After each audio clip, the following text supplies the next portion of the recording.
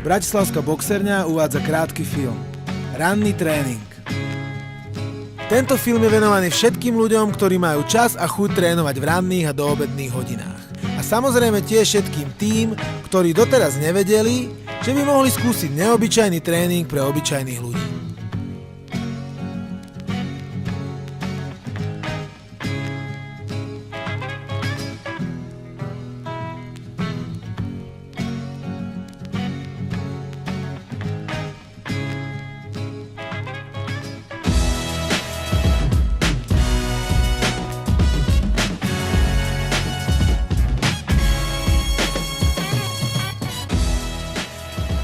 Už to dávno nie je iba o akčných karate a kung fu filmoch, na ktorých vyrastali nadšení chlapci, ktorí snívali sen o tom, že sa stanú obávanými bojovníkmi a získajú si rešpekt či slávu v ringu.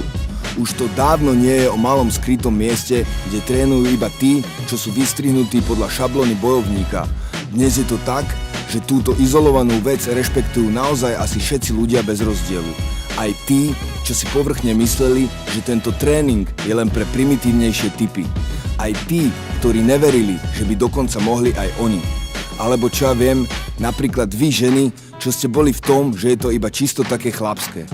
Natrénovali, skúsili a skombinovali sme toho viac než dosť, aby sme vedeli pre teba a pre každého dať dohromady ideálnu, určite nie jednotvárnu tréningovú formu.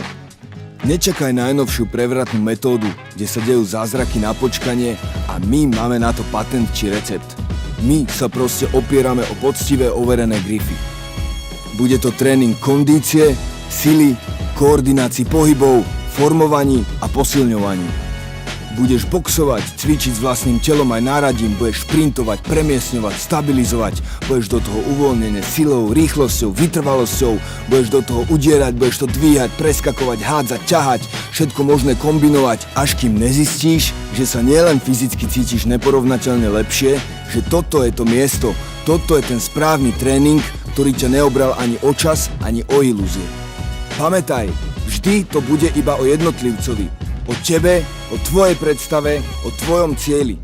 Je to tvoje telo, tvoje zdravie a iba od teba záleží, či si skvalitníš svoj život, iba od teba záleží, ako sa do toho vložíš, čo preto urobíš a aké sú tvoje ambície. Podstatná bude vždy iba tvoja snaha a nie tvoj rozsah, ktorý je u každého jednotlivca iný. A našou úlohou je ťa sprevádzať, podporiť a poradiť ti na tvojej ceste k zdokonaleniu.